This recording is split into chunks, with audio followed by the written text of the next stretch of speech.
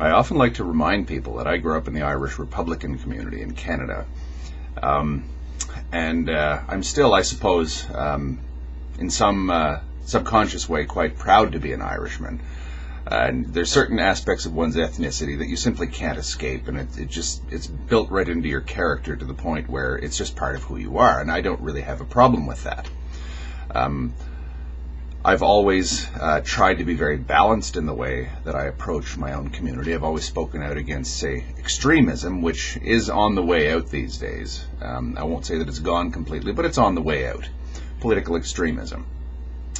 But one thing that I do know about the Irish Republican community, especially, say, 20 years ago plus, is that regardless of how gregarious and exuberant a culture it is, it can be a remarkably closed and insular culture when it comes to certain subjects. Anyone who's ever been to Northern Ireland will note just how difficult it is to get anyone to actually talk about the Troubles. It's the same thing in North America. There are certain things that in the old days, again, not so much today, but 20 years or more ago, it was often difficult to draw an Irish Republican into a discussion on things like the IRA, the British, history, that kind of thing, because the attitude was, people don't know what we have to deal with. People don't understand our history and what we've been through.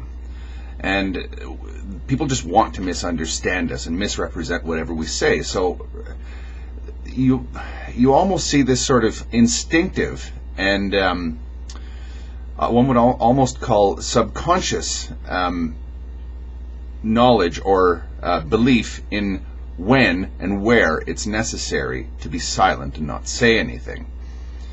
And as I say, it's often the case that you see a little bit of this nowadays, but not so much anymore, that you would actually get two different opinions from the same person depending on who was likely to overhear what was being said. When a group of people from the community got together, you would often hear opinions that are a lot more hardline and or extreme, I suppose, than when it was likely that people were being overheard. I think that anyone who's grown up in a similar circumstance to me, i.e. in the Irish Republican community, will vouch for this. It's not so much a deliberate dishonesty as it is a sense that, look, people just don't know what it's like to be us. People don't know what our parents and our grandparents and our ancestors have been like, and it's so easily misrepresented, and we have actually a right to feel persecuted and a right to be somewhat closed in what we discuss and what opinions we share with people. This is on the way out. People like me are breaking ranks, and increasingly it's getting less and less resentment from the rest of the community. Now, I keep having the accusation or the aspersion of Taqiyya thrown at me in the comment sections of the videos that I make concerning the Islamic world. And I don't believe any of it. I don't believe that Taqiyya is being invoked in a lot of cases where people are accused of it. And Taqiyya is a nasty accusation to throw at people simply because it says everything that a Muslim says in a certain circumstance is justifiably false. The religion says that you're allowed to lie about everything.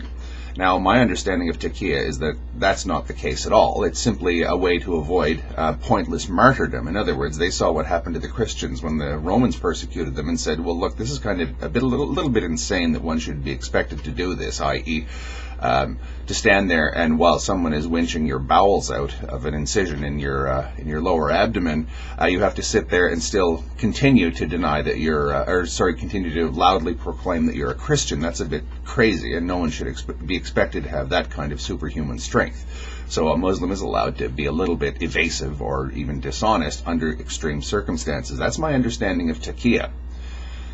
So I think that a lot of people use that term a lot, way too liberally. But I wonder, is there that same culture of silence that I alluded to that used to exist or still exists but is on the way out in the Irish Republican community?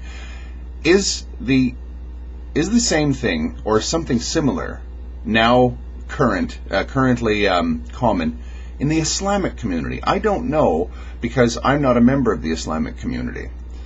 But there are those people who do say that it is taking place, and these are people within the Islamic community. Now again, that's not taqiyya, and that's not deliberate deceit with some nefarious idea or nefarious design in mind. It's a defensive reaction that sort of holds that we are being slandered constantly, and everything that we say is taken out of context. So we have to be careful about what opinions we share, even if that means we have to say one thing when we are among ourselves, whatever that's supposed to mean, and another thing when the cameras are rolling. I would like to ask, in particular, members of the Islamic community, do you know anything similar to that? Have you ever seen something like that taking place? A tendency like that in the Islamic, the Muslim community in your society? I can understand how one could be tempted to take that kind of attitude, especially given the tensions and the venomous discourse that's taking place around the subject. Is there this culture of silence, this insularity, this reticence to say what is really on your mind unless you know or you're sure of your audience? I'll tell you from my experience, that is ultimately a self-defeating strategy.